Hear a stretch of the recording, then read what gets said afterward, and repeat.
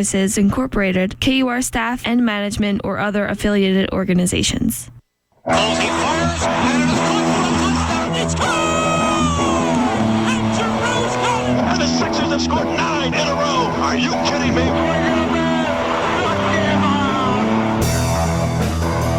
Good evening, everybody, and welcome to another edition of the Tyler Werner Show, right here on Kutztown Radio on a mid-November night here, I guess I should say, as it's now dark when I get to the studio here at 6 o'clock.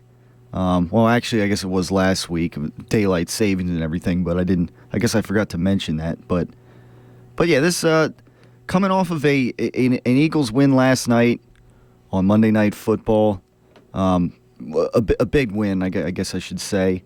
Blowout win in pretty much every sense of the word last night. Of course, with Mark Sanchez now in for Nick Foles as the backup quarterback. Of course, just actually celebrating his 28th birthday today.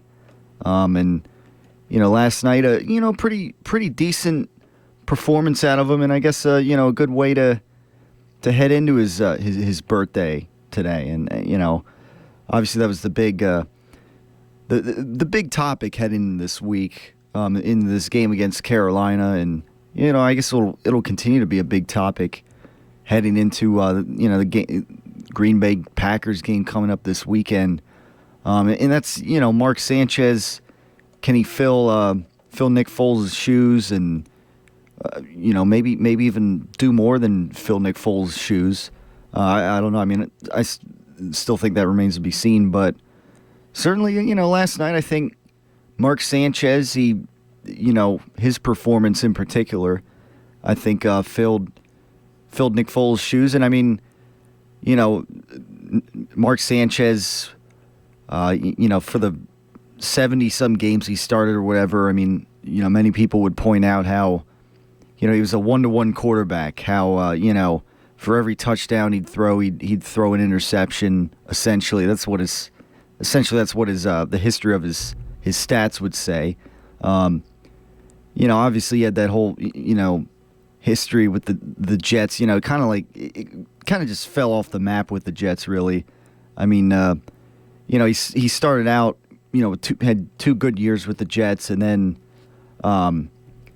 I don't know. I guess this might be a bit of an odd reference here, but he kind of became like the puppy that lost his way in a sense, as maybe Adam Sandler once said in Billy Madison. But Oh my God! but perhaps maybe here with Chip Kelly's offense's help and some of the weapons that he has around him. I mean, maybe I don't know. Maybe Mark Sanchez is finding his way so far with the Philadelphia Eagles. He didn't turn the ball over last night. He almost threw an interception, and it was, I guess, picked off, but the defender's foot was out of bounds. So obviously it's no interception, but he's still he'll be bound to throw an interception here and there in the games coming up, and there were a couple snaps that he took that he looked a little hesitant receiving them. Kind of bobbled a couple here and there, and there was one where he just had to get his body on top of the ball and just take the sack by contact and protect the football, so not to turn it over and fumble it more and cause more problems. But I mean, so overall in the turnover department, I mean, Mark Sanchez didn't really turn the ball over at all. I mean, the Eagles, they had a turnover on downs on a 4th and 2, but I mean, obviously that didn't, it didn't really hurt them at all in the long run, and what was already a pretty one-sided game at that point. And I mean, Sanchez, maybe missed a couple throws here and there. Maybe he doesn't have, I guess, the full chemistry as maybe you'd hope he would, with some of these receivers yet.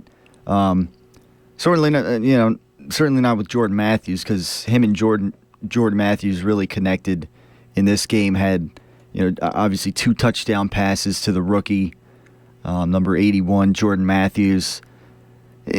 Some good throws to him. He had he had a great throw to Brent Selleck that was initially ruled a touchdown, but upon further review was spotted at the 1 yard line because Selleck's knee was down before he fell into the end zone. So that allowed LaShawn McCoy to run one in for the touchdown.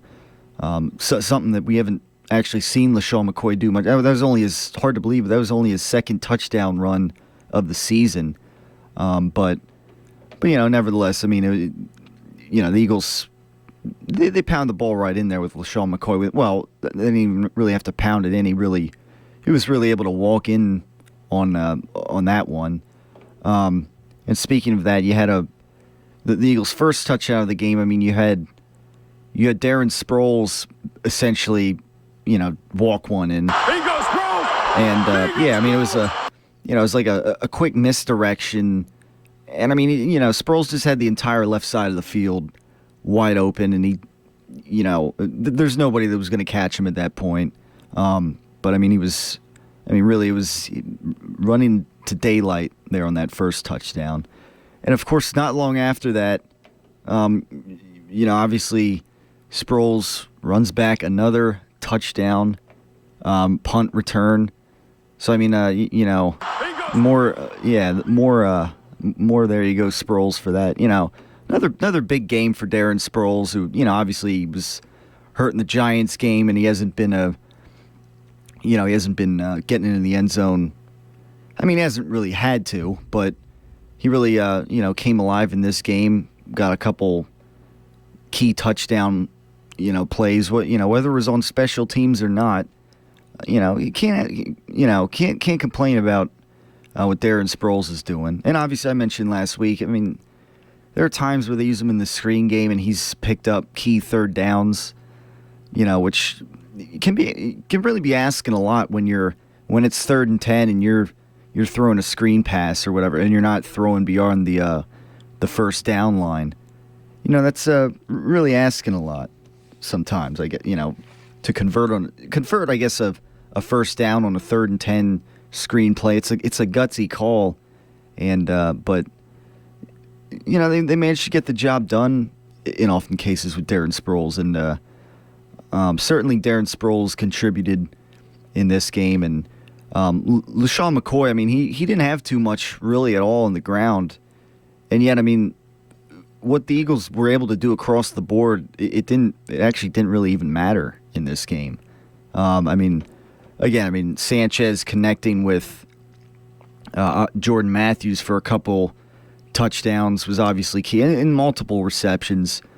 And I mean, Brent Selleck on that big one, a couple nice screenplays, and I mean that was it. I mean, Sanchez did what he had to do here, and I mean, Jeremy Maclin didn't have to have a huge game really for that to be a fact. I mean, Riley Cooper didn't do too much, and again, LaShawn McCoy, I mean, he had that run in for a touchdown, but other than that, I mean, there wasn't too much that was asked here, I think, and I mean, the Eagles really had their way here. And obviously, the first two touchdowns in this game for the Eagles were, well, the field goal, first of all, I mean, that was that first drive came off of a fumble right in the opening drive for the Carolina Panthers.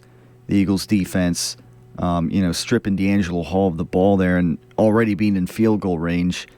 And, unfortunately, it was a 3-and-out, which whether it's been Foles or not in the quarterback position, that seems to be something that has happened a lot this season. For whatever the Eagles offense, they start off the first drive with a 3-and-out, and I mean it would be nice if they could, for whatever reason, figure out how to make more of the first drive every game and not have every first offensive drive of every game result in a 3-and-out. But I mean, like I said, I mean they were already at this point. I mean, they were already in field goal range, and at least fortunately they could, kick a field goal there and get something out of that drive. And then the next drive, obviously, you had the interception. You had multiple interceptions from the Eagles defense this game. And And for the first time this season, coming from Eagles cornerbacks, Kerry Williams and Bradley Fletcher later on in the game, but Kerry Williams picking off one for the first time this season, and again later Bradley Fletcher, and of course they had another one that was kind of like a Hail Mary at the end of the first half. So think of that how you want to think of it, but and I mean Cam Newton. We'll talk about the defense obviously more and what they did in this game, because obviously led by linebacker Connor Barwin in this game, getting 4 sacks. One that kind of forced a fumble, and that I think the Eagles would go on to recover. And Connor Barwin was all over this game, and to me, I mean, he gets a round of applause here, and people are starting to talk about Pro Bowl voting. I think Connor Barwin is earning his way on on the Pro Bowl roster this year. Not like anyone, not like it's really that important of a game, really, in hindsight, but just the fact that he's a guy on this defense throughout the season that is performing at a high level. I mean, he had 4 sacks this game. I think he had like 3 against the Giants. And overall now, I think heading into this game, I think he had, 8 sacks, 7. So I mean, now he's at like 11 or 12 sacks on the year. And certainly, again, I mean, kind of forcing a fumble on that one play later on in the game, and he was all over Cam Newton. There was the one sack he had where he just totally shoves down the one offensive lineman from the Carolina Panthers, and then he just, kind of like a Clay Matthews kind of sack, just like, dives and takes Cam Newton down, and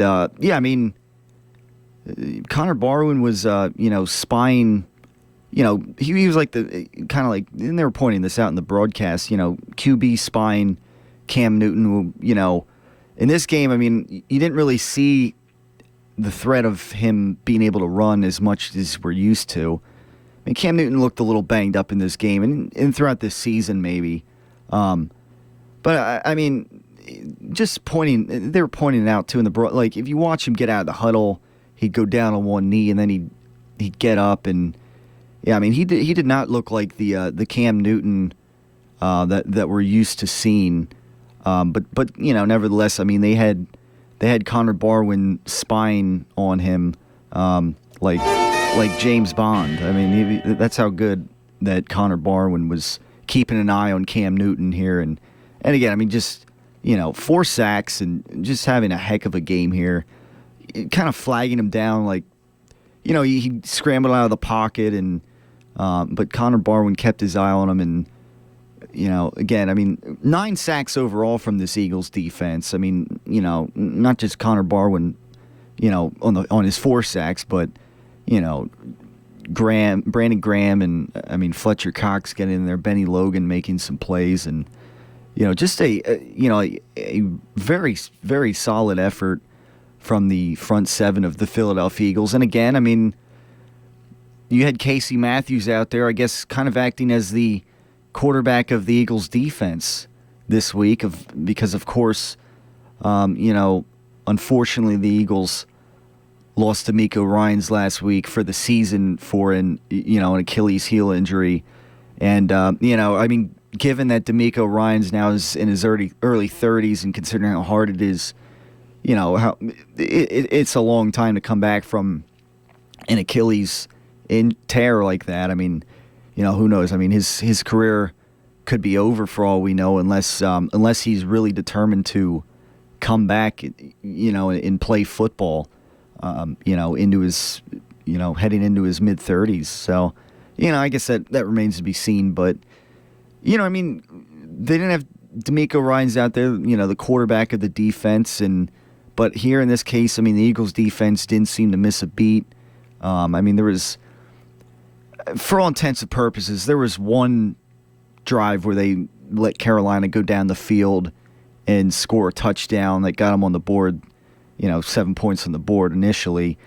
But, I mean, other than that, I mean, throughout the rest of the game, I mean, you think what you want of the last two touchdowns. I mean, at that point, the game was pretty much over, and, I think that was pretty evidenced by, John Gruden and Mike Tirico, starting to, talk about, the Chip Kelly smoothies, I guess, and, blending one right there, I guess, on the set or whatever, but I mean, the game just, it just kind of, by the end of the third quarter, I mean, it was pretty much over. And, I mean, for all intents and purposes here, this was a big Eagles blowout. And, that's, I mean, I didn't expect it to be that one-sided, but, I expected it to be kind of a pretty convincing outright win here by the Philadelphia Eagles.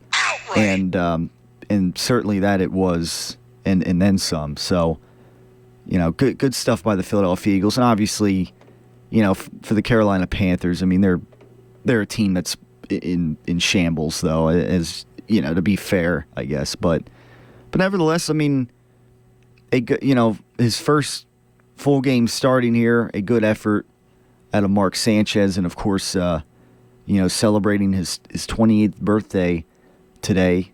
A good win for him to, good way for him to, I guess, head into his birthday was that Monday night football game last night. Now, from the KUR notebook, before we hit the first break, attention KU community. KU's student group Allies will be hosting a Transgender Day of Remembrance on November 20th at 11 a.m. in the McFarland Student Union Building, room 218. Transgender Day of Remembrance is to honor the individuals killed due to anti-transgender prejudice and violence. This message of community interest brought to you by the radio voice of Kutztown University, KUR. Now, the way to get into the show today, I mean, Facebook.com/Tyler Werner Show or at Tyler Werner Show on Twitter, as far as social media. Or you can call in at 610-683-4859. Coming up, obviously, more Eagles talk.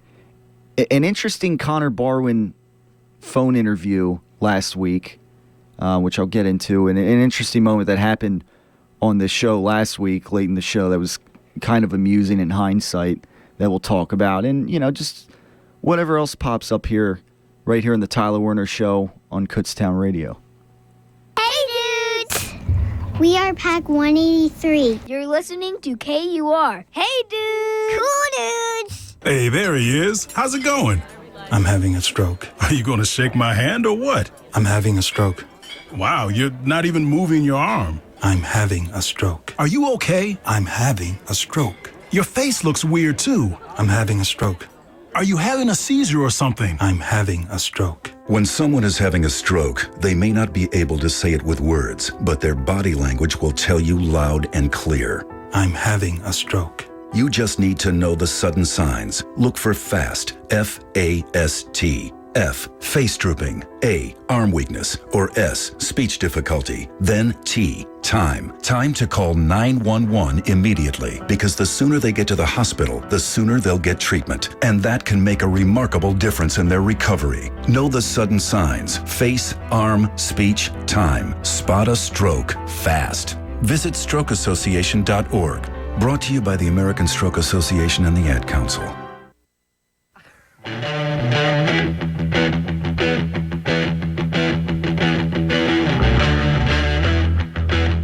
624 right here on the Tyler Werner Show on Kutztown Radio. And a little off topic here, but I was singing this song last Friday night at this little shindig at Hershey, I guess if you want to call it. I don't know, shindig. Maybe that sounds a little unhip, me saying it. I don't know, but no, there's actually this thing that, this kind of, I guess, cover band Love Gods. There were a couple former members of an '80s band from a band called the Sharks that are in this cover band. They actually, my mom who kind of knows this band tells me that the Sharks actually had a couple music videos on MTV back in the '80s when, of course, they actually when MTV actually was, I guess, music television. But yeah, so a couple months ago, she said, maybe you could. It was like this autos and ales thing.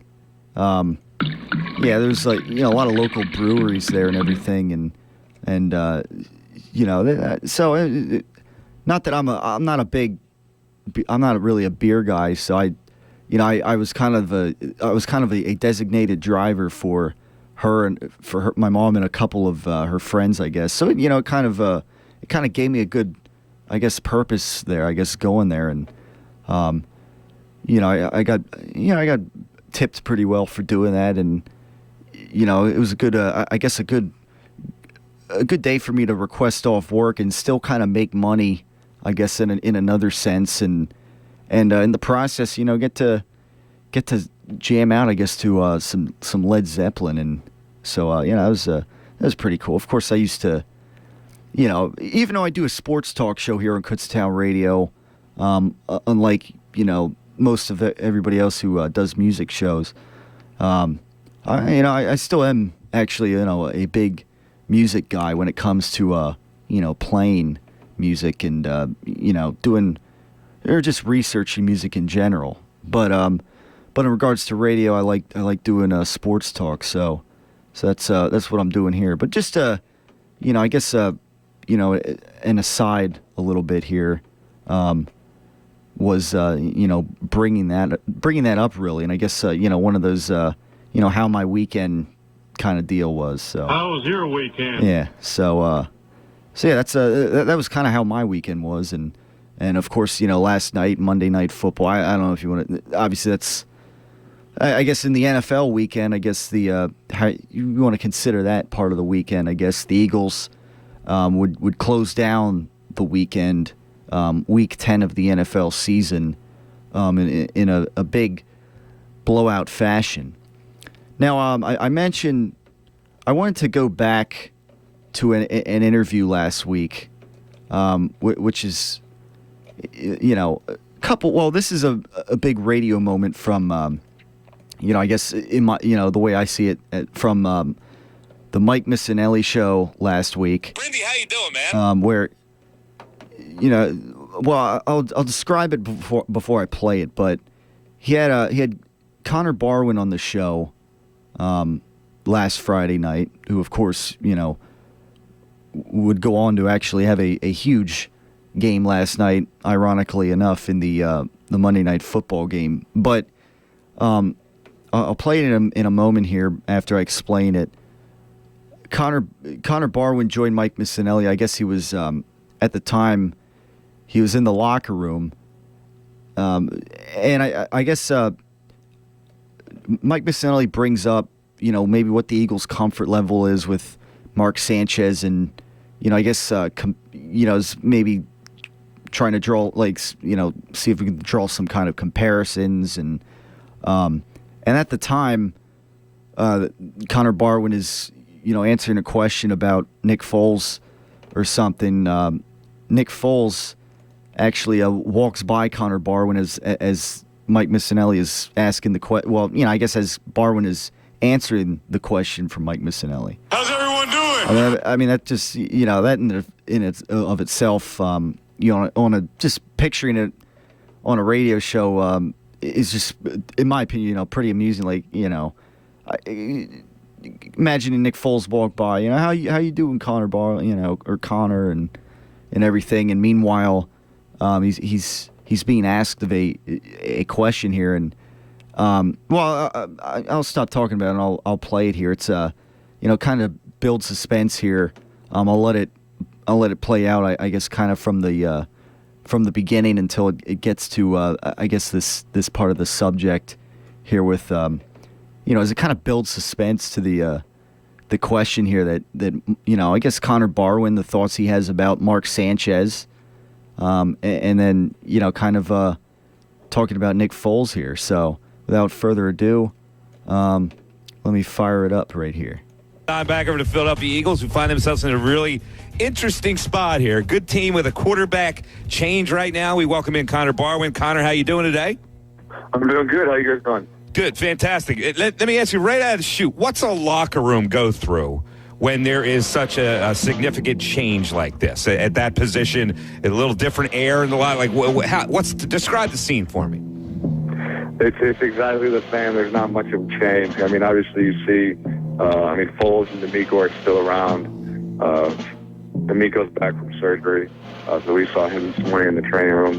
So you just feel for those guys. But other than that, it's next man up. You got to move on, and it's the same thing. All right, so guys don't talk about you. I wonder how we're going to be with Mark. We were used to this guy. Now it's a little different. You guys don't even look at it that way? No, I mean, we all know Mark, and we're confident in Mark. He's a starting quarterback in this league. I knew going into the season that I've never felt more comfortable with our number 2 quarterback this year than I had in any year prior. He's been to 2 NFC Championship games, so he has all the experience. So I don't think anybody's worried for a second. He looks like he's got a little bit of a swagger, and I want our teammates pick up on that. He walks around certainly with a different air than Nick. Nick is a little more humble. Sanchez has been through that limelight a little bit. Do you guys notice that? Well, I would say Mark is pretty humble, too, just like Nick. They're both really good guys. All right, that's a political way to answer it. What's really funny is right when you asked me that question, the Nick Foles walked right in front of me. Really? Oh, so you had to lay low on it. No, but I mean obviously everybody knows how humble Nick Foles is. Foles is. He walked away, by the way. Yeah. But Mark really is too. I mean, Mark, when he got here, he's fit into the locker room perfectly. He's been a great guy in the locker room. He's got along with everybody. So it's been a perfect fit so far. And with him now being the starting quarterback, it's been fine. What about practice? When you guys are going against the first team now, is there any kind of a different look? No. And we rarely go against the first team. We just do some situational stuff at the end. But no, there's not much different. The offense doesn't seem to change. At least from my standpoint. But again, I don't see much of it because we just do some situational stuff at the end. Other than that, we're going against the scout teams. All right. So, yeah, there you have it. That was last Friday on the Mike Missinelli show. I guess the go-home show before the weekend and heading into, what would be a blowout win and obviously headed by Connor Barwin on the Eagles defense. So yeah, I mean, I just found that pretty funny listening to that as it was happening.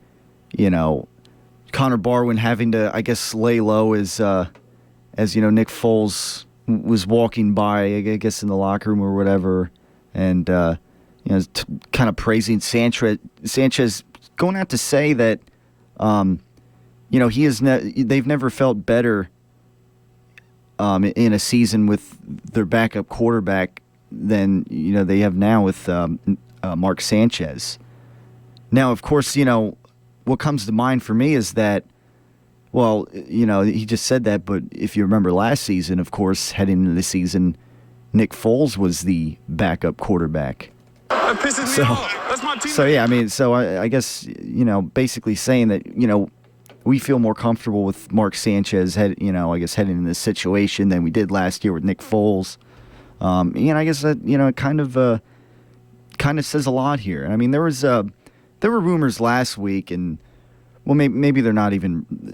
Maybe I shouldn't even call them rumors, but certainly thoughts floating around the Eagles organization that they've sat, the locker room or parts of the locker room had soured on Nick Foles, and I could kind of imagine that. I mean, like we've said throughout the season, like we said last week, and just heading through here the season. I mean, Nick Foles. I mean, we expect obviously coming off of that 27 touchdown and 2 interception season. Obviously we expected much more than what we've gotten from Nick Foles. I mean, he was 13 touchdowns, 10 interceptions, and several fumbles.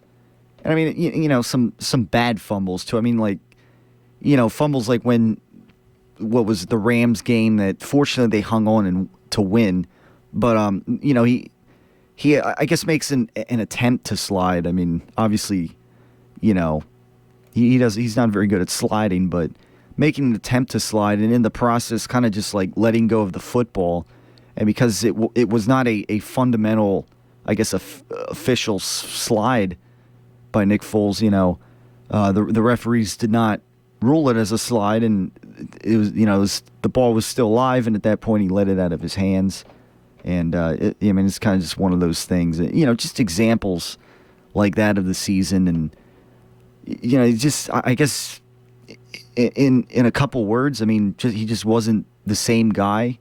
He wasn't the guy that everyone expected him to be for the most part, and that's why, you know, now I guess if Sanchez continues to, you know, I guess build off of what he did last night at Lincoln Financial Field, and you know, I guess even, you know, just again, just fill the shoes of Nick Foles this season. As long as he does that, I mean, that's fine. I mean, nobody's expecting him to win the Super Bowl or anything, obviously, and you know, I'm not. But certainly, you know, there's intrigue out there, especially from you know, national pundits as to, you know, what can this guy, you know, what can Mark Sanchez do, and I guess, you know, the way I'll make an analogy out of it is, you know, can Chip Kelly, you know, maybe turn Mark Sanchez, you know, can Chip Kelly maybe turn water into wine here, in a sense? I don't know. I mean, take Mark Sanchez, who, you know, like I said, maybe he was like the puppy who lost his way or something. Can he take him and, I guess, help Sanchez find his way again? I mean, this is a former, you know, top 5 pick in the NFL draft. You know, a someone who's regarded as a franchise quarterback that they were, you know, the Jets were drafting. A guy who has a playoff record of 4-2. I mean, that's, you know, two NFC or 2 AFC championship games.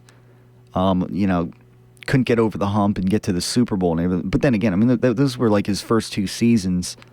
Obviously, he was with a defensive-minded coach, I guess, and now being, I guess, with an offensive-minded coach. Someone who, I guess, you know, people are coining as running the offense in a quote-unquote quarterback-friendly offense. You know, you wonder, I guess, if if Mark Sanchez, you know, perhaps can, you know, maybe have a career resurgence here. And, you know, I guess, you know, for right now, I mean, that's kind of where I'm leaving it for now. I mean, I guess I'm not going to think too far ahead.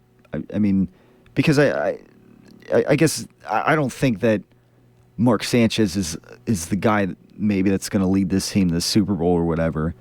If he were to, I mean, if they were to go to the NFC Championship this game this year, and lose, or heck, even go to the Super Bowl or whatever, I mean, then, you know, Chip Kelly, I guess, maybe as Sal Palantoni was saying last week, you know, I guess will be, you know, they won't be I don't know, Sal Pal said something like, you know, they won't be celebrating the birth of Jesus Christ or whatever on December 25th. They'll be celebrating Chip Kelly doing you know, making a miracle out of Mark Sanchez here. And, you know, I mean, I guess look at that, take that however you want. But, you know, obviously the ultimate goal is to win a Super Bowl in this regime. And, you know, whether or not they can do that with Mark Sanchez, I think remains to be seen. I think it's you know, it may be a long shot. I mean, I don't know. I mean, I guess we got to see more how Sanchez plays here in this offense. But, you know, I mean, again, I mean, it's kind of a long shot, and to think that, you know, with Mark Sanchez, that he could lead this team to the Super Bowl, to, you know, the Eagles' first Super Bowl. I guess obviously, last week I brought up how, I don't know, maybe Sanchez, if he fills Nick Foles' shoe this year and they decide, Nick Foles is not the franchise quarterback for the future, which I think is most likely the case now. And I think, with all the rumblings in the locker room last week and Connor Barwin, who kind of said it himself, how they're very comfortable with Mark Sanchez stepping up to the plate here in place of Nick Foles.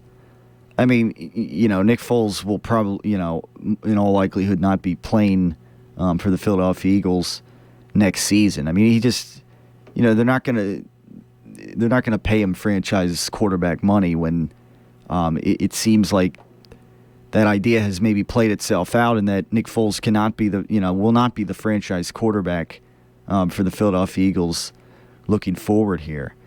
So again, I mean, I guess see how things pan out with Mark Sanchez. I mean, hope for the best. But I mean, obviously, I'm not expecting him to lead this team to the Super Bowl. And I guess other than that, I mean, that kind of leaves them in a situation, ride with Mark Sanchez, I guess, next year. Maybe not as, the quarterback that they want to be, quote unquote, the franchise quarterback who's going to, maybe they plan on having at the helm, maybe like they once had with, Donovan McNabb. Number 5.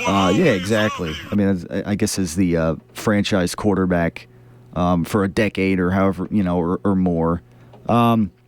I guess that that remains to be seen. I mean, the draft, as far as the draft goes, I mean, I don't know. I mean, that's something that they'll have to figure out. But obviously, they won't be in a position to really get Marcus Mariota, which is obviously projected to be a top 3 pick.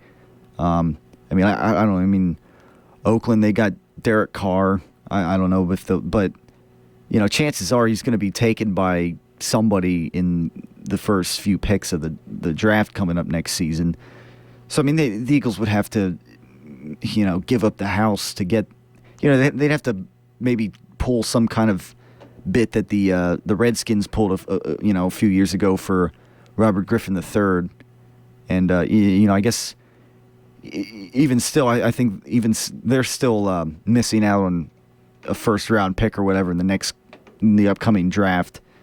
Because of all that they did to trade up to get him. So I don't know. I mean, that's really that. Other than him in the draft, I'm not sure who else you would go with, other than somebody that you'd have to probably develop under a veteran for a couple years maybe, because even Marcus Mariota. I mean, maybe he's a guy that you'll want to groom for a year until you actually bring him out. I mean, you see what happens with like Blake Bortles. The Jaguars brought him out right away. Pretty much right away this season after a few games, and certainly I don't know. Maybe it's a bit counterproductive right now for him. As much as he's been turning the ball over and kind of been put in a bad situation. Right in the beginning of his NFL career. So, I don't know. But for now, I mean, I guess just, we hope for the best for Mark Sanchez. And obviously, it might be more about Chip Kelly and what he can do with Mark Sanchez than even just, Mark Sanchez himself on this Eagles team. I mean, it's great for Mark Sanchez, but, ultimately, I mean, again, it's a lot of people are saying about how, is this really quarterback friendly system? Is this paving the way for Mark Sanchez or whatever? And amongst the other weapons that this Eagles team has right now, that even though maybe LaShawn McCoy's didn't rack up the yards. I mean, obviously they still had the game plan against him and account for him. And same with Jeremy Maclin. I mean, he's been quite a threat this season, even though he didn't have a huge productive game. Certainly the game plan has been geared to shut guys like them down, and the Eagles have found other ways in those situations to to score points and get on the board. But Chip Kelly said, I believe earlier today, that they didn't play up to their potential. And certainly we'll listen to that. Maybe obviously we'll listen to some Chip Kelly press conference later on in today's show. But for now, 610-683-4859 is the way to get in on the phone lines. And if not that, Facebook.com/Tyler Werner Show. And we'll be right back here on the Tyler Werner Show after this. It's Telescopic Topics, a look into the world above us. Have you ever wondered how rippling rainbows of light appear in our atmosphere? Hello, my name is Jennifer Archbold, and I will be your guide as we discuss the mysteries of the aurora. Of all the optical phenomenon seen on Earth, few can compare to the dazzling beauty and color of the aurora. Named for the Roman goddess of the dawn, an aurora is a curtain of luminous colors composed of gas particles. Their brilliant colors occur when electrons, ejected from the sun during solar flares, collide with gaseous molecules in Earth's atmosphere. The resulting collision ignites the gas particles and causes them to burn with vivid hues of light. The colors generated by an aurora depend on the molecule being ignited. Colliding with oxygen at low pressure produces a yellow-green hue, and colliding with oxygen at a high altitude will produce a red light. Burning nitrogen produces a vibrant blue color. Due to their intense electrical nature, auroras have been known to disrupt communication signals on Earth, interrupt satellite transmissions, and even cause temporary blackouts. Auroras occur most frequently during high-level solar activity, such as solar flares, solar storms, and sunspot activity, as the sun's solar ejections provide the electrical energy needed to sustain an aurora. Auroras can be seen anywhere at any time, even during the day. However, they are most common near the poles and higher latitudes, especially during the winter months, and are better seen at night. The two auroras we can see on Earth are known as the aurora borealis, or the northern lights, and the aurora australis, or southern lights. Respective to their names, the northern lights reside in the northern hemisphere, and the southern lights in the southern hemisphere. Each one creates its own unique and beautiful display of rippling light across the sky. Telescopic Topics, a look into the world above us. Stay tuned to KUR for more telescopic topics, and for more information, or to hear this segment again, click on the Telescopic Topics icon on the KUR website at www.kutztown.edu/KUR. Telescopic Topics is a production of the KU Physical Sciences Department and is recorded by KU astronomy students in the studios of KUR. Thank you for listening, and we'll see you next time.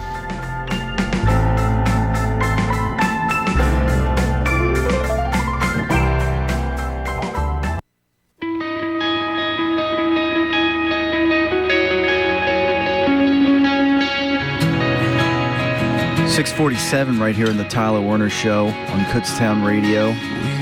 November 11th. We are, progressing through the NFL season here rather quickly. And obviously the playoff races are starting to, come into form here. And, right now as it stands, obviously the Eagles, they have a tough game coming up this week against the Green Bay Packers, while the Dallas Cowboys will be on a bye week finally. But then again, I guess maybe despite having to travel over to London, England this week, I don't know, maybe you could consider it 2 weeks in a row of a bye, considering they had to play the Jacksonville Jaguars this past week. And, obviously had no problem beating them, whether it was in Jacksonville or Dallas or over in London, England. And certainly it probably didn't matter where that game was, and certainly the score suggested that. But, I think, I guess we can, if there's anybody that thought maybe the Giants were still going to hang around in there, I think, maybe you can stick a fork in their season, as now they were hanging with the Seattle Seahawks until the second half, and then they just got kind of blown out of the water there. So they're 3-6 now, down there with the Washington Redskins. So the Eagles, the Eagles beat the Giants at the time when they were 3-2, and suddenly a few weeks later, they just fell off the map. And Certainly the Eagles, they just beat a team that kind of what has been in the process of falling off the map. I mean, if I'm not mistaken, Carolina did start 3-1, I think, if I'm not mistaken. I mean, they, I'm not sure, or I don't know, maybe I know they tied with the Cincinnati Bengals about a month ago, but the point is, they've been they've been in shambles. And you bring up Cam Newton, and what was, they're kind of illustrating how his season has been going as well. At one point they bring up the cute, like, I guess a graph where they that documented his QBR through the season, and through the first 8-9 games or however many they've played. And it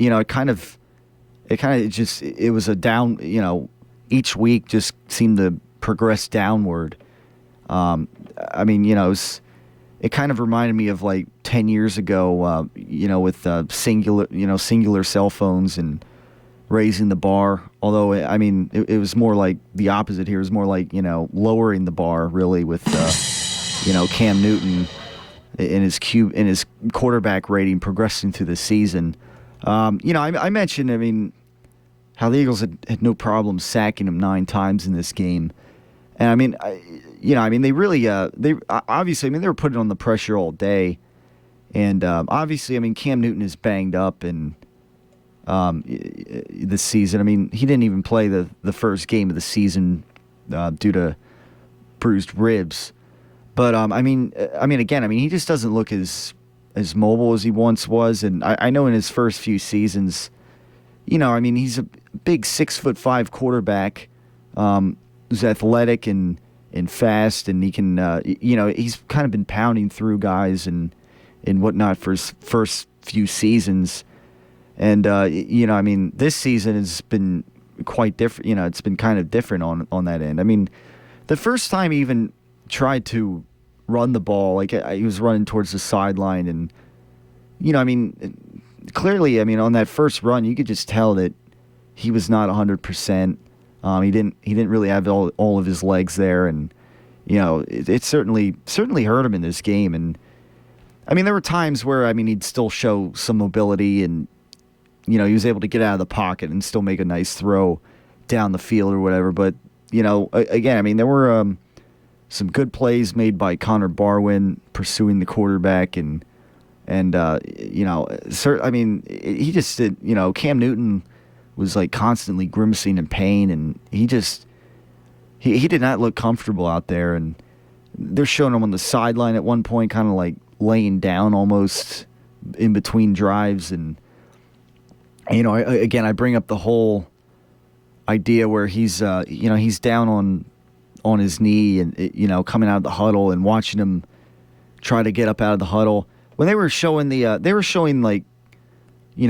the game, the pregame show, Mark Sanchez sitting down with John Gruden, and John Gruden asking about Sanchez and Chip Kelly, and there's in that video package, there's a part where Chip Kelly's down on his knee, and then he gets up on his knee. The way Cam Newton was getting up off of his knee in this game was looked rather similar to how Cam Newton was getting up off of his knee in this game coming out of the huddles.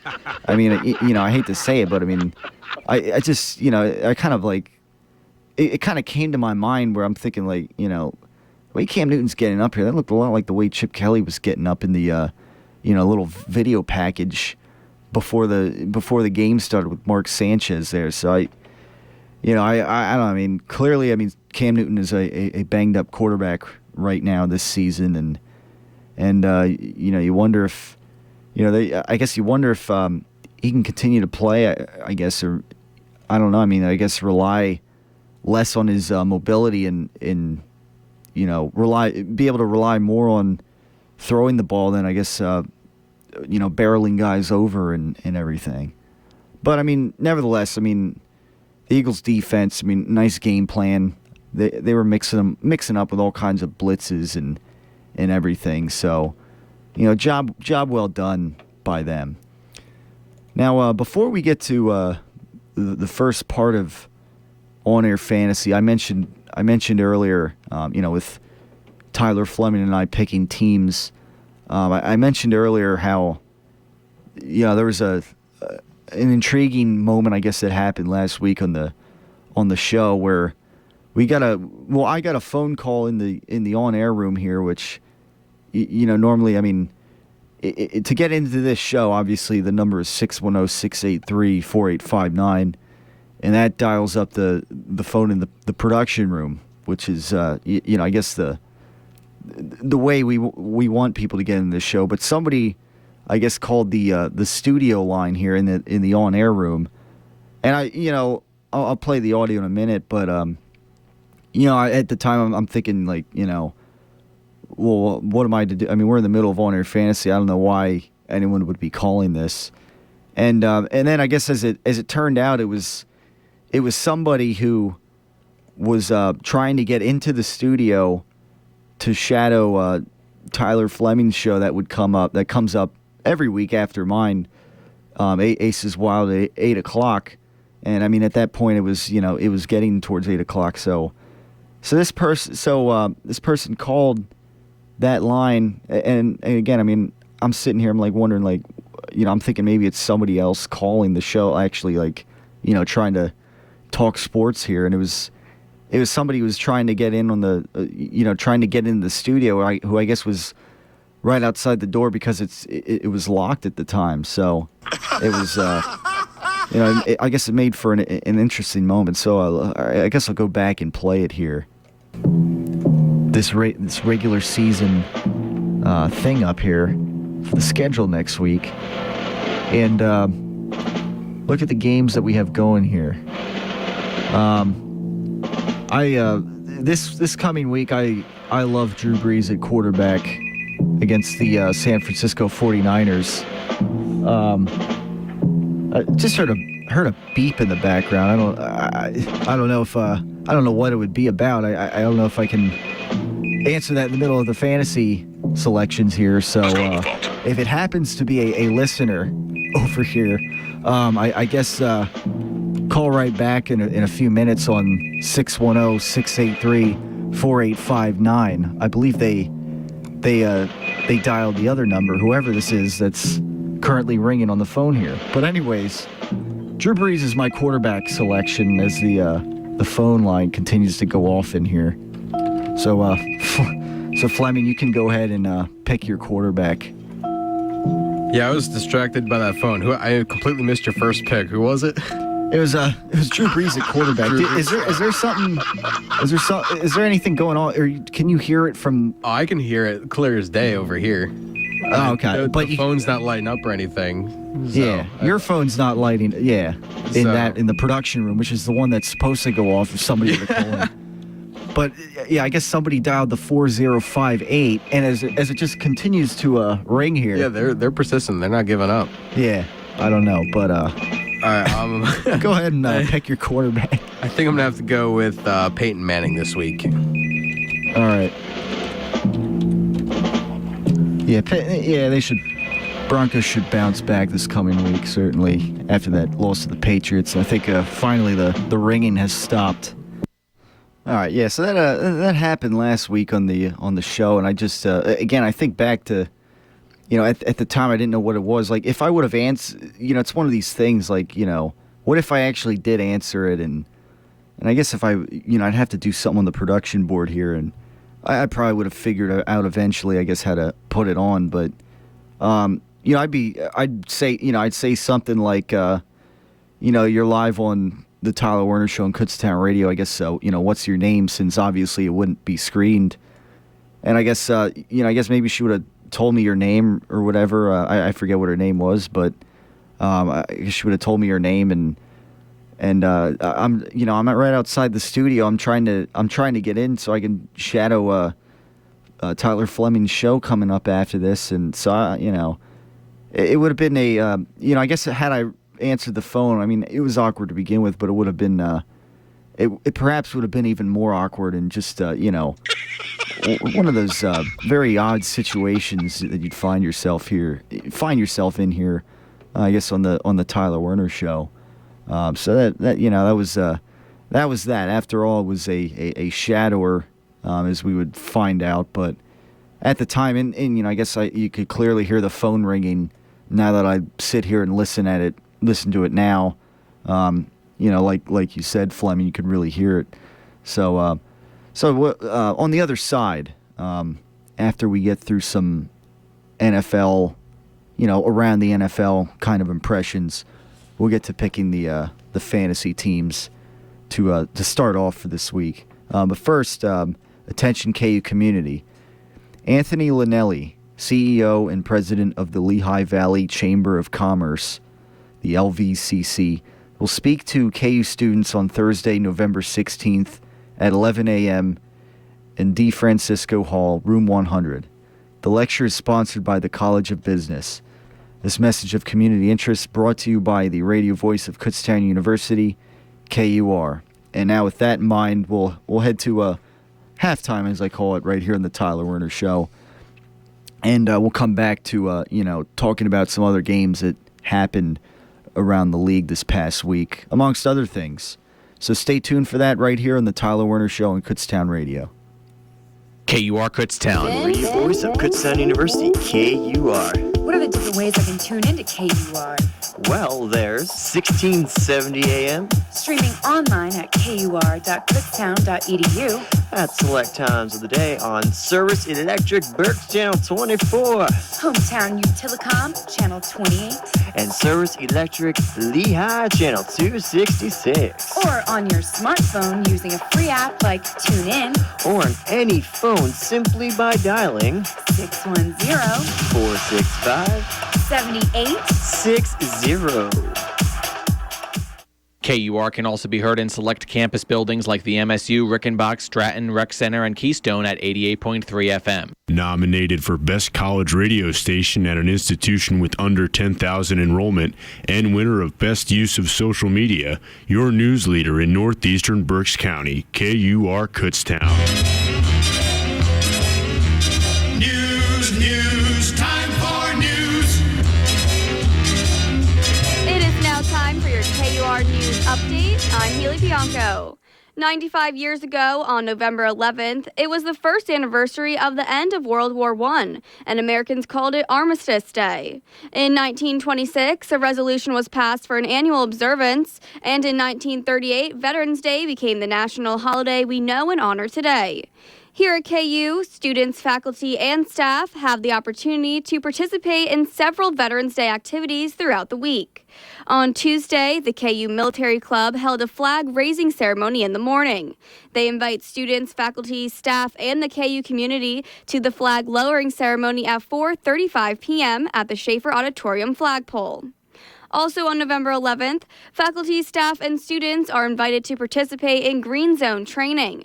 This training program educates civilians about issues faced by military students and the resources available to assist them. Every participant will be given a Green Zone decal and pin.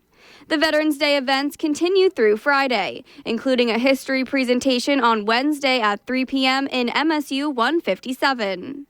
Now, switching gears to KU sports coverage, KUBears.com reports that the nationally ranked KU women's soccer team has been selected to its second straight NCAA tournament and was selected as the number 3 seed in the Atlantic region. This is the 5th time KU has qualified for the NCAA Atlantic region tournament in the last 6 years. KU's women's soccer team is currently ranked 19th in the latest national poll and have been ranked among the nation's best for the last 3 weeks. The Golden Bears played number 6-seeded California University of Pennsylvania on Friday, November 14th at 12 p.m. The winner of this game will advance to the second round of the tournament to face second-seeded Westchester University on Sunday, November 16th at 12 p.m. Now we go to a brief announcement. We'll be right back with your KUR weather forecast. Stay with us. It's time to get spanked. The best-selling 50 Shades of Grey has become a world sensation. Now Spank, the 50 Shades parody, comes to the Santander Performing Arts Center Saturday, November 15th. Spank captures the fun of 50 Shades in this hilarious live musical that will delight your inner goddess. Get there early for cocktails, then post-show take a photo with the star himself. Grab your friends for Spank, the 50 Shades parody for big laughs, fun, and lots of surprises. Saturday, November 15th at the Santander Performing Arts Center. Tickets are on sale now at the Arena box office and Ticketmaster. It is now time for your local Kutztown area weather forecast. Tuesday, we'll have partly cloudy conditions with a high of 64 degrees. On Wednesday, you can expect possible morning rain, clearing up into the afternoon with a high of 60 degrees. Then on Thursday and Friday, the temperatures drop into the 40s with cloudy conditions. With your KUR update at the top of the hour, I'm Haley Bianco. Any views or opinions expressed on KUR are not necessarily those of Kutztown University, Kutztown University Student Government, Kutztown University Student Services Incorporated, KUR staff and management, or other affiliated organizations.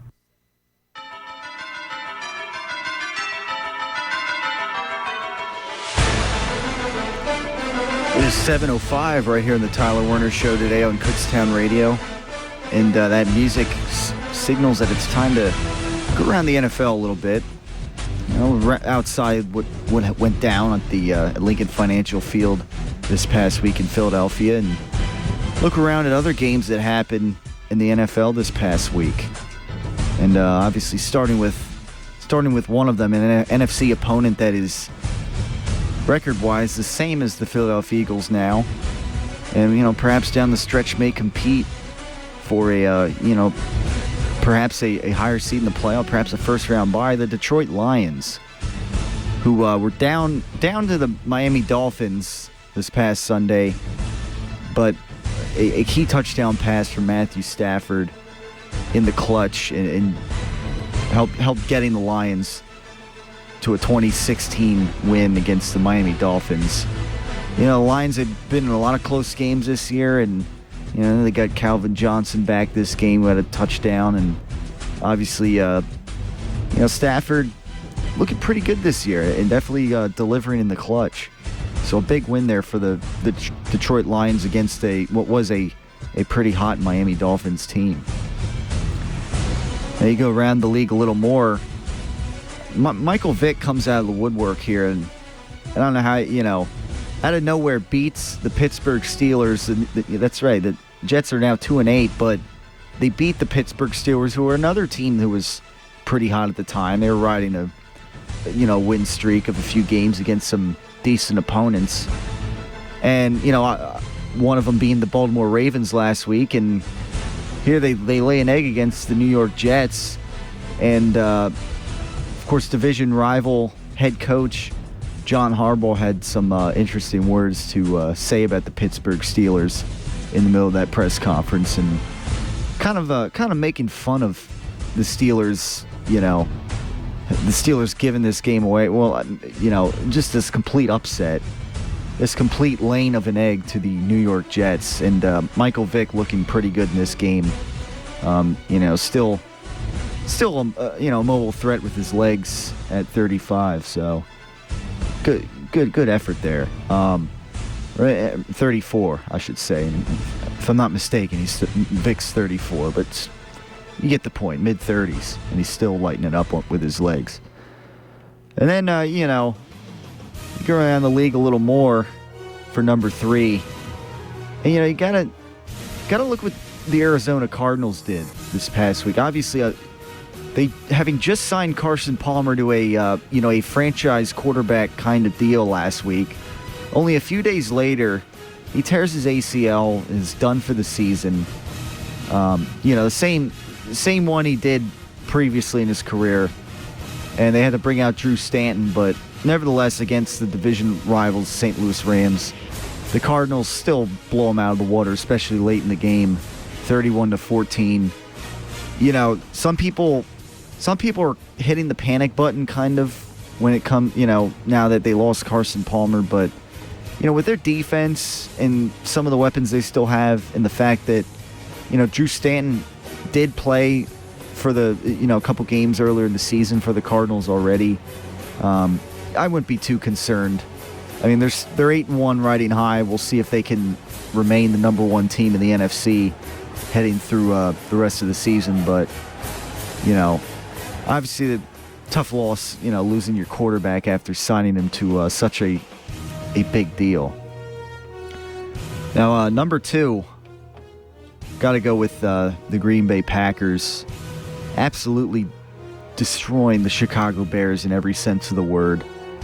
I mean, it was over before it even started. I mean, 6 touchdown passes here by Aaron Rodgers.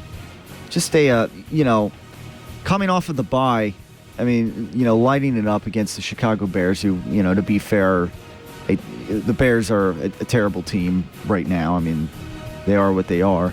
But again, I mean, Packers lost to the Saints. And then what did Aaron Rodgers do as they headed into the bye? 5 letters here. R-E-L. He relaxed, and certainly the bye, I'm sure, helped them out and just come out so strong against the Green Bay against the Chicago Bears, 55-14 the final.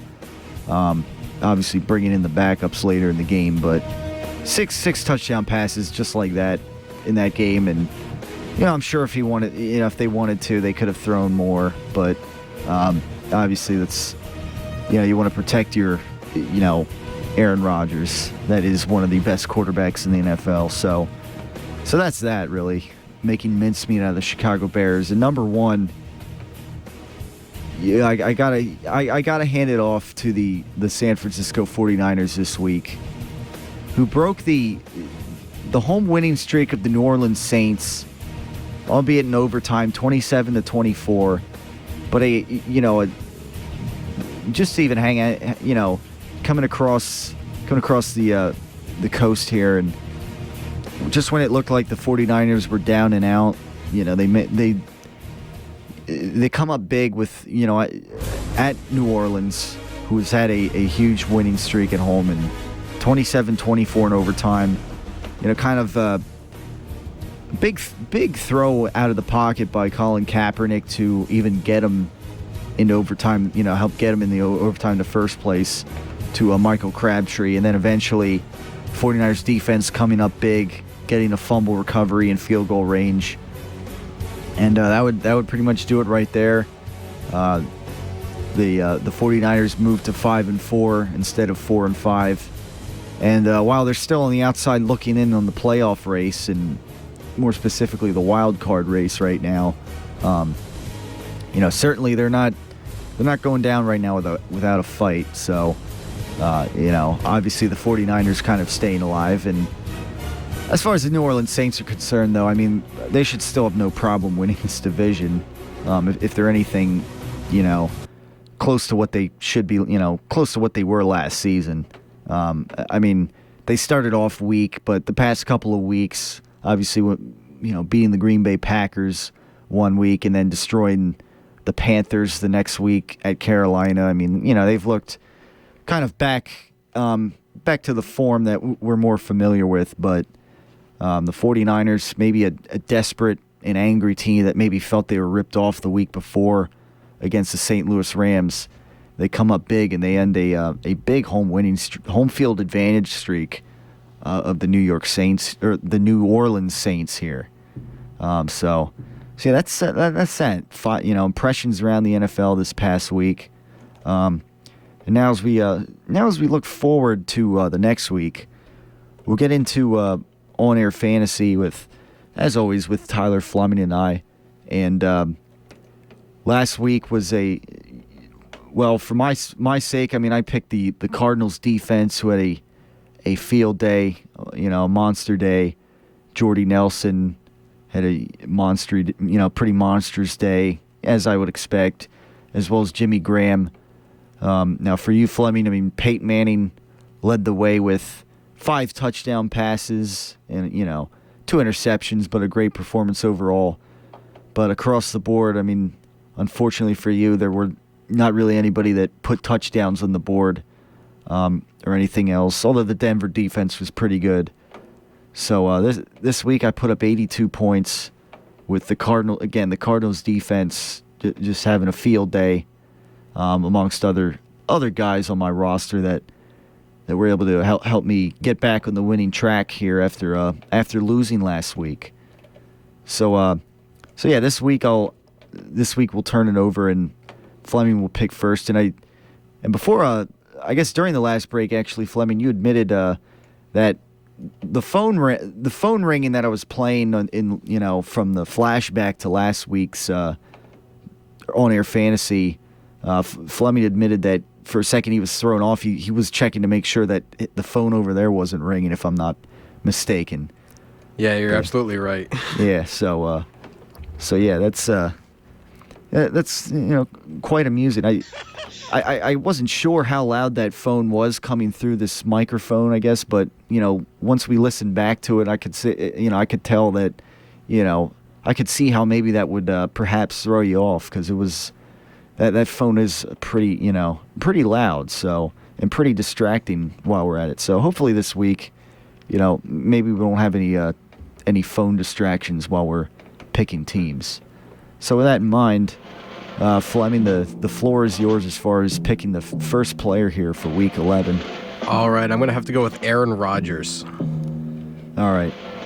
That's, of course, coming off of a big performance this past week. And, what might be a shootout game here with the Philadelphia Eagles, we'll see. But we'll see how the secondary can handle Aaron Rodgers if the pressure isn't coming. Now, obviously, I'll talk a little more about that later in the show. But anyhow, that leaves me with quarterback. So last week I had Drew Brees, so I can't take him. So let me look around here, see who I could possibly take this week. Let's see.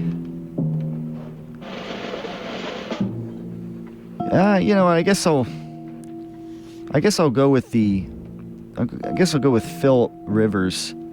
I guess maybe coming off the bye here, maybe they could clear his head a little bit and maybe destroy the Oakland Raiders somewhat. So yeah, we'll go with Philip Rivers this week. I think that's, and that maybe that leaves me open the next week for some other good quarterback picks. And now I guess I'll go to running back for my pick. Last week I had LaShawn McCoy, who had a touchdown. Not too much else. Let me see who else I like this week.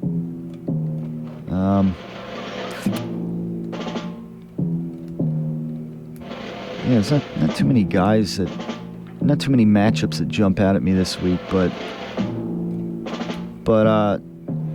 maybe I guess I will go a little maybe outside. Well, I guess it's not too outside the box here, but an interesting game with the Houston Texans and the Cleveland Browns. I'll go back to Arian Foster, I think, who I went with the week before, and he had a big game. And coming off the bye, I think maybe it'll be interesting to see how Foster fares against the Cleveland Browns.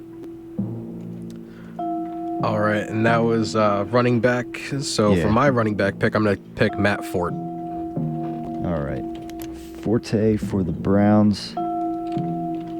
Did I say his name wrong? Fort, yeah. Okay. Yeah, Forte. Like I don't know, the E is like that French pronunciation, I guess, or whatever. Yeah, I learned. Yeah. But the Bears. I mean, I'd pick Forte more often, but they just haven't been too good this year, despite having a lot of talent. And now it's your pick next. All right, I'm going to go with wide receiver Jordy Nelson. All right, Jordy Nelson. Yeah, and obviously if Aaron Rodgers is throwing to him, he could have a big game this week against the Eagles. And now that leaves me for picking a wide receiver here. Last week, let's see, I had Nelson myself, and I had Jeremy Maclin. So let's see here. I think I'm going to go to the Indianapolis Colts. I'm going to go with T.Y. Hilton against the New England Patriots. It's in. It'll be interesting to see. It's in Indianapolis, so we'll see how he can fare over there against the New England Patriots. It could be one of those shootout games, and certainly an interesting one with obviously Tom Brady and obviously Andrew Luck from the Colts. So yeah, we'll pick the rest of our teams later, but for now that's what we got before we head into the next break. But before that, since I'm trying, I want to make an effort to make sure I don't forget these KUR community notebook announcements. Let me get this next one out before we head to the next break. Attention KU community. The Kutztown chapter of Humans vs. Zombies will host an all-star game on Saturday, November 15th. The event will begin at 10 a.m. and is open to all KU students, faculty, staff, and alumni. It's a healthy, fun way to exercise and encourages students to get involved and not be afraid of what others think, said William Hewlett, former president of the club, co-coordinator of the event, and former member of KUR. For questions or more information, contact HVZ, Kutztown Chapter President Nick Tate, also a KUR member, at ntate439 at live.kutztown.edu. This message of community interest brought to you by the radio voice of Kutztown University, KUR. Now 610-683-4859 or at facebook.com/Tyler Werner Show. And as usual, ways to get on the show. And we'll be back right after this on the Tyler Werner Show. The following is KUR's mission. The purpose of KUR is to provide a means of student training and experience in radio broadcasting, to provide a means of entertainment and information for the student body and community, to serve the public interest, and to be an instrument of expression for student, faculty, and community opinion in accordance with the rules of the Federal Communications Commission and KU policy. If ever you, as the public, should have any questions or comments about our mission, feel free to contact us through our website, kur.kutztown.edu. There you'll find a whole host of ways to contact us via our Facebook, Twitter, email, or phone numbers. Thanks for listening to the radio voice of Kutztown University, KUR. Great party, huh, guys? This is so much great. fun. I do say so myself. Hey, did you know that birthday parties actually help build confidence in kids? Yeah, I did know that. Did you know that giving kids less sugar before bedtime helps them sleep better? Right, of course. Yeah, I knew that. Did you know that strollers have the right of way on sidewalks? Oh yeah, I knew that. Yeah, that's true. Did you know that friendly kids statistically have more friends? Everyone knows that. Oh, yeah? It's pretty obvious. Yeah. Obvious. Hey, guys, did you know that most people think they're using the right car seat for their kid, but they're not? I didn't know that. I think I knew that. No, you didn't. Parents who really know it all know for sure that their child is in the right car seat at the right age and size. Visit safercar.gov/the right seat to make sure your child is protected. Brought to you by the National Highway Traffic Safety Administration and the Ad Council.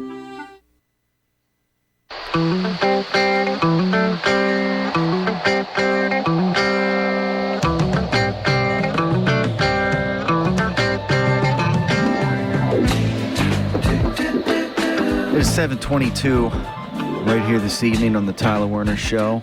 As we move through the 7 o'clock hour here. Obviously coming off a big Eagles win last night. Blowout win. And looking across the board a little bit here with the other sports. The Flyers are coming off of a 3-game win streak. Since last week. I mean, no game tonight for a change on Tuesdays here on the Tyler Werner show, as the Tyler Werner Show is broadcasting. But certainly coming off a 3-game win streak, it's nice. They're starting to put something together here, and I find it odd they have like a between Saturday's game. I mean, their next game is not until this Friday night, so they really got a few days to rest here, so to speak. I mean, almost a week off until they play the Blue Jackets coming up this Friday, and then, well, they got the next night they got at Montreal, and then so until between now and next week's Tyler Werner show, those are the two games you got. I mean, two night games this coming weekend. So we'll see if the Flyers can continue to build off of the winning streak they had this past week. Now, I mean, I guess it was against the Florida Panthers and the Oilers. I mean, they're not great teams, and as well as the Colorado Avalanche, but at least they're beating teams that they should be beating, and for a change, they're kind of scoring the first goal in some of these games, which is something that they haven't been doing early on in the season, but when they get out to a 2-0 lead against the Oilers and as well as the Panthers, and they get out to a big lead against the Avalanche, and so it's nice to see the Flyers getting out to big leads. And I'll tell you what, Jake Voracek is having quite a season. He's tied for the league lead in points, and having quite a great season. So good job out of him. Now you look over at the obviously I guess the 76ers, and still winless right now in this obviously a tank, another tank job of a season. As again, I'm not surprised to say Michael Carter-Williams is expected to make his season debut on this coming Thursday. So that's good. And of course, Nerlens Noel was out, but again, I mean, then again, what do you expect? I was listening yesterday, to other radio shows, and the Vegas odds, at least right now, they have of all the games remaining this season for the 76ers, the 75 games remaining, there's only like according to Vegas odds, there's only 6 games where there's greater than 50% chance right now of betting odds in the Sixers' favor of winning the game. Oh God, ease our suffering, and this is our moment of great despair. So could you imagine the Sixers if they only, if that's only 6 games that they, at least right now, according to Vegas, and I guess I'm not totally surprised, but I mean I would think maybe they'd win more than that just by accident. But you get the point, I guess, is what I'm saying. It's a long season, I guess, and that's pretty much where we're at with that. And now without further ado, let's get to the Tyler Werner Show call out of the week. It's time for Tyler Werner's call out of the week. I just think somebody owes us an explanation, that's all. What's the matter with you? Loser! You're a loser! Are you kidding me? Well, I have a microphone, and you don't. So you will listen to every word I have to say! Now this week, it's kind of getting back to an issue from earlier on in the season, and I guess I don't know how to make this call out necessarily. I mean, whether it be the NFL Players Association and just all the people in general, I guess, that believe that Adrian Peterson should be allowed to play. Well, I guess Adrian Peterson should know his playing status maybe next week based on the timeline of the collective bargaining agreement, and there's a hearing scheduled for next Monday, according to reports. But I mean, I'm reading, this comes out late last week about how maybe, he should be allowed to play again, and that he shouldn't be expelled any longer after abusing his child with a tree branch last year, whenever it was found out about. And I'm reading like comments from other people about this, and some people suggest that social media is ruining the NFL and everything, and with things like this coming out, and I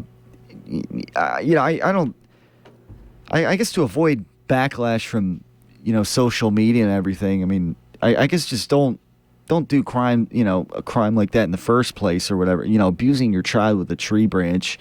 I think a couple months ago when this was coming out, I mentioned that the NFL. I think the NFL should expel him for the year, and in my opinion, he shouldn't be allowed to play the rest of the season. In my opinion, maybe he should be busy. I don't know, maybe speaking to the public and kind of admitting, like, how this stuff cannot go on in child abuse, and how we're not. People bring up how, if this was the 1980s, it wouldn't be such a big deal. But you check your calendar now. It's 2014, and we evolved. I guess we're a progressive society, or at least that's what we're supposed to be. I mean, that's like, it's like the old argument of slavery. It's like, we evolved out of that, and we progressed our way out of that. We're trying. I guess we're supposed to be becoming a better society, and I think the NFL. There should be a no tolerance policy on stuff like this, and it doesn't matter if you're Adrian Peterson, one of the greatest running backs in the league for the last several years or whatever, or if you're a practice squad backup or whatever. It doesn't. There should be a no tolerance policy. That this kind of stuff can is a bad example for the NFL, because guy, getting paid millions of dollars and everything like that, and to play football. I'm sorry, he shouldn't be doing that. I mean, Adrian Peterson. I mean, it's already kind of bad enough that he kind of irresponsibly had 6 or 7 kids with 6 or 7 different women or whatever, and that maybe those kids are not getting the proper father figure, I guess. I mean, I'm not trying to open up a can of worms here or whatever, because I know things happen out there, but just this thing where it's 6 or 7 different women that you're having kids with, and you're not even like considering like the thought that like maybe this could result in a child being born and a new life. I mean, I don't know. I mean, that's a whole nother problem in itself that I'm not, that I could talk about for the next half hour, but I don't want to get into that right now. But, and if anyone wants to, contest that, I mean, I guess, that's what the phone lines are for. It's 610-683-4859. But, the bottom line is that it's already bad enough that one of his kids was, of course, murdered last year, which he found out that a child that I guess he didn't even really know about that was born, the child's stepfather at the time, kind of abused to death. And it's bad enough now that Adrian Peterson, despite that, abused his child with a tree branch. And again, progressive society, I'm sorry, that's not really tolerated anymore in what is now, 2014. That's the way we're progressing in society, and that's the way it is. And if society's progressing that way, then I think the NFL should progress that way. And I don't care about CBA agreements and the NFL Players Association and the rights to be back in playing NFL football and this and that. I think the bottom line is, there needs to be a no tolerance policy here. I think that's the bottom line. Whether or not Adrian Peterson even returns to the Vikings at this point, I mean, it doesn't really matter as far as playoff races go, because their season's basically done, for all intents and purposes, as far as making any kind of playoff race. So that's that, and at this point, I mean, Adrian Peterson, I mean, I guess obviously he could still be a great running back, but certainly, I mean, I think his shelf life in the NFL is coming to an end, and anyhow. He's getting up there in age for a running back who, has had some huge seasons where he's, seen a lot of action out there. But, I guess it's another day-to-day situation here that, we'll see where things stand next week. But, I just, I pointed out too, like at the time, a couple months ago when this was coming out, how, Adrian Peterson was reactivated by the Vikings. And, I'm sitting here with, on our fantasy pick, and I'm thinking, even for just like a silly, little game like this, I just can't bring myself to sit here and pick him for for anything. So, I mean, you can disagree with that if you want, but that's the way at least I look at it. I mean, there should be a no tolerance policy here. In turn, maybe that'll get some more. That'll maybe clean up the reputation of the league a little more, and have less of these kinds of situations going on. Because we got, again, I mean, obviously the Ray Rice situation around that time was really heating up, and there's been other, domestic abuse and violence charges, and trials and this and that, and again, I mean, no tolerance policy I think is the way to go here. So, that's that for the call out of the week. Obviously, I don't have anyone to call out on the Eagles roster after the kind of game the kind of performance they put up last night. So, obviously, certainly that's always good. And if I don't have an Eagle to call out, and the Eagles are playing pretty well. Of course, a couple of weeks ago, I go back to when I called out one of my friends' families for putting up their Christmas decorations earlier before Halloween. I think just an update on that. I think as far as what I'm concerned, I mean, driving around, I think that they're still kind of the lone house right now with Christmas decorations up in their area, at least their area and my area. And as far as driving around, I haven't really seen anybody with other Christmas decorations up yet. But I don't know. I guess they're really in the holiday spirit rather early, and it really shows when you have your Christmas decorations up before Halloween. On a lighter, more humorous note. But anyways, again, getting back to the Eagles, big win last night. Really showed that maybe Mark Sanchez can work in this Chip Kelly system to an extent. Again, I mean, whether or not they can be a possible Super Bowl team remains to be seen. And obviously this week against the Green Bay Packers, if they were to pull off the upset against the Packers, at least in my mind, it would be an upset, and I'm sure many other people out there would consider an upset if the Eagles were to pull it out against the Packers this week. Then maybe you start thinking like, Sanchez, maybe he can, because Sanchez is going to have to play well for the Eagles to even have a chance to win this game in the first place. Even just a typical Sanchez performance is not going to cut it, and there's some things that he could improve on.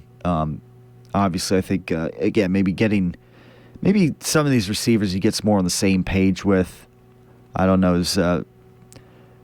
Some throws were little out of reach, I guess maybe, but I noticed on some plays, certainly one of the keys to many plays even happening in the first place is that Mark Sanchez is he's able to slide out of trouble at times and avoid sacks. I mean, you could go back, and I mean, you saw this several times in this game where he just, had it been Foles in there, he would have maybe tried to backpedal, or if not, he would have been sacked, or maybe he would have thrown the ball elsewhere and, which has been pretty characteristic of his season, it maybe would have been picked off a couple times. So, I mean, again, I see that, and that's something that you're not going to, with Foles, maybe you wouldn't really see. And, again, maybe lining Sanchez up under center more often than the 9 out of 10 times you're running shotgun with Nick Foles. I mean, that's obviously that opens up a little more. And also, another thing was Sanchez was doing a lot of pump faking, and certainly it seemed to work in his favor. I mean, numerous times he pump faked one read and he looked to another guy. He'd find Brent Selleck down the seam or Jordan Matthews. Definitely, they exposed the weak match. I guess the advantage that the Eagles had here, because the safety play for the Panthers has been pretty bad this season, and obviously their defense, I mean, is not what it was last year, and this and that. So they really exposed the matchup there with the the safeties, and again, I mean, key reception by Brent Selleck that was, it got him right there for LaShawn McCoy to just walk it right into the end zone for the touchdown. And Jordan Matthews having 2 touchdowns this game, having some nice yards after the catch production here. I mean, there was the second touchdown I liked. He kind of got it around the 10, I guess maybe it was, and he kind of was breaking a tackle. He kind of spun around one guy, and it was enough to fall into the end zone for another touchdown. Obviously, the special teams play. I mean, Darren Sproles again. I mean, another punt return for a touchdown. A pick 6 by the Eagles defense. Again, I mean, the cornerbacks, even though they gave up the secondary gave up their typical big receptions to, Greg Olsen, the tight, one of the better tight ends in the league for the Panthers. I mean, they still, for the most part, I mean, they played well enough to, most of the game to hold down Kelvin Benjamin when the game was still in reach, I guess you could say. And basically, for the most part, shut him down and picked Cam Newton off a few times, who didn't look like himself in the first place. So some good stuff there out of the Eagles defense. And again, I mean, when you sack the other team's quarterback 9 times, regardless of whether or not they're mobile or whatever, you're gonna obviously have a dominant defensive performance and probably win the game, I think, if you sack the quarterback 9 times. So obviously that really set the tone for the game. And at Lincoln Financial Field, it's nice to, even the last time they played at Lincoln Financial Field against the Giants, I mean, at home, I mean, with that crowd, who knows? Maybe they're developing a home field advantage here, because certainly they've been strong at home in recent memory, and certainly the last couple of games, the defense in that front 7 has just been, whatever quarterback it's been, coming in there at Lincoln Financial Field, they've been all over. So that's a good sign for that front 7. Pretty young front 7 for the Eagles defense right now. So 610-683-4859 as we're getting down towards the end here with today's edition of the Tyler Werner Show. We'll be right back after this. Do you like rock? Do you like metal? You can listen to The Pit with Mitch Lambert and Matt Davis on 1670 AM or online at www.kutztown.edu/KUR. Every Monday from 6 to 8 p.m. Only on the radio voice of Kutztown University, KUR.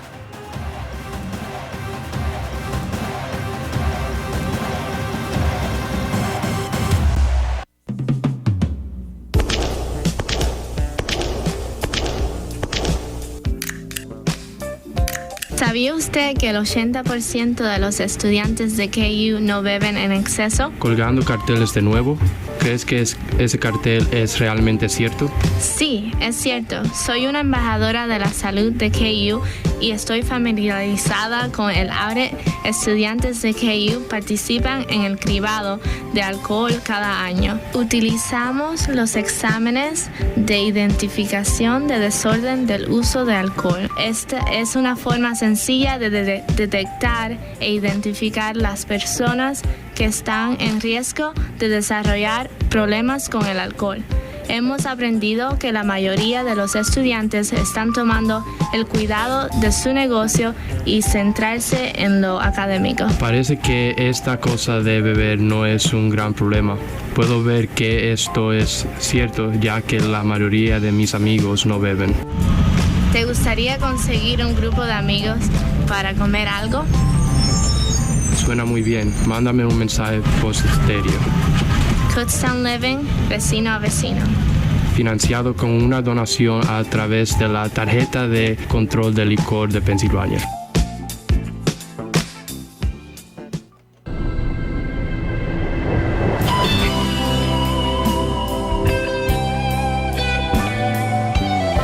Yes, this is the new, this is a little sample of the new Pink Floyd album that was released yesterday. And I brought up earlier, I was jamming to some Led Zeppelin last weekend, and of course yesterday, this new Pink Floyd album was released, The Endless River, and I looked at obviously I've been a big Pink Floyd fan since I was in 7th grade. They're like the first band I really got into, and I think it's really interesting how they the lead guitarist David Gilmour and Nick Mason, they went back through some old demo tapes that they had from like 20 years ago for the most recent album before that they did, with of course keyboardist Richard Wright, who died several years ago, and they thought, this is like take some old demo tapes of his keyboard work, and we'll record new guitar and drum parts over that. And I think that's a pretty cool album, album release of a band that hasn't really done, they haven't been doing reunion tours or anything like the Rolling Stones. They haven't been doing, however many reunion tours that they did or whatever. It was kind of, they did their last album, and then, they kind of just had a silent ending there, I guess, as a band, with the exception of like one live performance at Live 8 almost 10 years ago, and that was pretty much it. But yeah, I think it's cool how David Gilmour and Nick Mason got together here and kind of put together some new music in a sense, mostly instrumental stuff here from Pink Floyd, and I checked. Of course, I ordered from the website the deluxe package with the album and everything. And if I'm not mistaken, I checked the shipping status on it earlier, and I think when I get home, I think it might be waiting for me. So I'm looking forward to, for Pink Floyd fans this year. It's in a sense, maybe Christmas comes a little early this year. So interesting stuff there, I think, in the music world, at least from my perspective. Now, getting back to the sports, though, for the latter going here of the Tyler Werner show for today. Looking forward to this tough test with the Green Bay Packers. Yeah, I mean, the Green Bay Packers. Obviously they lost to the Saints headed into the bye, and I mean, again, it's one of those things where afterwards, Aaron Rodgers probably went on his, after losing to the Saints, he probably went on his weekly radio show that I believe he also does on Tuesdays, and he probably said, the same thing a couple weeks ago after losing to the Saints. 5 letters here. RELAX. Relax. And that's okay. Yeah, that's obviously that showed when they came out and destroyed the Chicago Bears this past week. And obviously, I mean, the Eagles, they gotta go up to Lambeau Field. I know the weather, at least here this coming weekend, I'm noticing like later this week. I mean, it was kind of warm today, pretty mild in the 60s, overcast. But I think the highs, it's looking like we're going to be around mid 40s, Thursday, Friday, Saturday, those days. And the lows, it looks like, are gonna start dipping below the freezing mark to even the 20s. So I mean, obviously that time of the year is coming, whether people like it or not. But that only means up in Lambeau this coming weekend, it's only going to be colder, and we'll see how the team fares in this cold weather. Because they were playing last night against Carolina. It was around 50. It wasn't too bad really, but we'll see how they can do maybe in this cold weather against the Green Bay Packers. And obviously, technically speaking, we'll see how the secondary can handle Jordy Nelson and Randall Cobb, and obviously the guy throwing to him, Aaron Rodgers.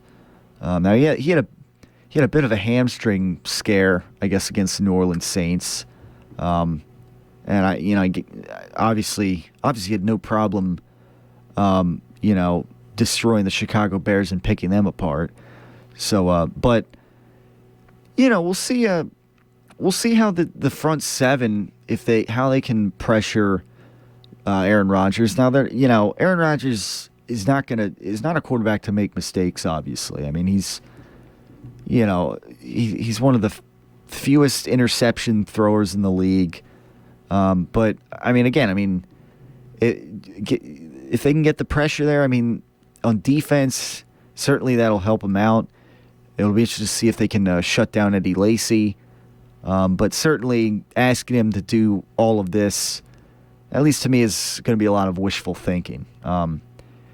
Obviously in recent weeks, the Eagles' defense has been pretty strong and hasn't let many points get put up on them, especially, this past week, or at least points that mattered. Because for all intents and purposes, this game was over before it even started last night, and there was only one drive that I felt that where the Eagles kind of gave up a touchdown in a true sense of the word. I don't really count what happened late in the game when the game was pretty much over. It was pretty much, I guess, fantasy points or individual stats, I guess, is, if anything, at that point in the game. So, but it's going to be a real test coming up here. They gave up a couple big plays against Arizona a couple of weeks ago, and that was disappointing. But other than that, they were fairly solid, and they were obviously they shut out the New York Giants. So in recent weeks overall, they've been pretty decent overall, and one of the against the Texans they weren't. Again, the Texans, they, like, a lot of the points that were given up there. One was a pick six from, of course, Nick Foles before he went down for with the broken collarbone. And other than that, in that Texans game, it was, other turnovers that maybe gave the Texans good field position and to score points. But other than that, like I said, the Eagles' defense has been pretty decent in recent weeks. Certainly, maybe playing above their heads, and I guess it'll be interesting to see how how they'll fare against Aaron Rodgers and the Green Bay Packers here this coming weekend. Now, we'll also see how the offense comes out. It might be for a for a bit of a contrast here from recent Eagle games. It might actually be a shootout game. Or I don't know, maybe for the first time this year, the Eagles lose a game by, more than a field goal. Because, the those other losses, their 2 losses have been close games that they were in one way or another, and I don't know. I mean, that's another. I mean, that's another positive this season, I guess, is even when they lost. I mean, they were in those games, and we'll see if maybe they can hang with the Green Bay Packers. And I mean, certainly, the Packers defense is not the greatest in the world, so we'll see if Chip Kelly, kind of the master of the puppets here in a sense. No pun intended with say Metallica or whatever, but we'll see see what he can do with this offense here, and see if they can. And obviously, I guess special teams, because you never know when they're going to pull when Darren Sproles is going to pull off another big run back or whatever. I mean, even if Darren Sproles doesn't run back a touchdown, I mean, oftentimes he's getting good field position, regardless. So certainly they can maybe benefit from that, but it'll be interesting to see how if Sanchez can put together another decent performance. Certainly the bar is going to be set high when you're playing against Aaron Rodgers. So we'll see if maybe Sanchez maybe doesn't turn the ball over again. I don't know. I mean, obviously they got some playmakers on that Green Bay Packers defense. Some Clay Matthews, who unlike last season when he was kind of playing with his one hand wrapped in black tape as if he had a big boxing glove on. Unlike that, I mean, he's going to be out there with fully healthy, so and not in a unwrapped hands. So it'd be interesting to see how they put up with guys like him. Now, that's. I look at the time, and let's close it down with the rest of the on-air fantasy picks for Fleming and I this coming week. So in the NFL, now let's see. We left off with Fleming picking the first wide receiver, where he took Jordy Nelson, and then I took T.Y. Hilton. So I will have the next pick here, and I'll look across the board and see who I'm going to take it. Either receiver or tight end, kicker, defense. And last week, let's see. I'm actually going to go tight end here first, actually. I'm going to go Rob Gronkowski, taking on the Indianapolis Colts defense that isn't too good, but could be a shootout game with them and the Colts. So I got Gronkowski at tight end this week. Nice pick. I'm going to go Jimmy Graham at tight end. All right. Taking on the Bengals, who I think they'll beat, especially at home. I think they'll bounce back at home and beat the Bengals defense that has kind of been a shell of themselves. Now that leaves you with the next pick, either wide receiver, defense, or kicker. Let's see. I think I'm going to pick the other wide receiver with Emmanuel Sanders. All right. E. Sanders. And now I'll pick my next receiver this coming week. Let's say I took T.Y. Hilton earlier. And now I think I'll go Demaryius Thomas, who had a lot of yards last week. Didn't have a touchdown, but I think against the St. Louis Rams, I think he'll be due to get at least a touchdown this coming week. I don't know, maybe along with Emmanuel Sanders too. We'll see how that whole thing plays out. But yeah, I'll take Demaryius Thomas, and then I'll go with next. I'll go with defense. Obviously, I guess before used to be. We get up and we have coffee. He usually wakes up at 4:30. Then we go for a walk. He needs lots of my attention. I do need to keep an eye on his medications, though. That's important. Sometimes I feel like a pharmacist. I'd say John and the kids are adjusting pretty well. They honestly have no idea what I'm going through. It can be a little challenging, but so far so good. I could really use just a little help. For those dealing with the daily struggles of caring for a loved one, We hear you. That's why AARP created a community with experts and other caregivers for advice, tips, and support. Together, let's help each other better care for ourselves and the ones we love. Visit aarp.org/caregiving. A public service announcement brought to you by AARP and the Ad Council.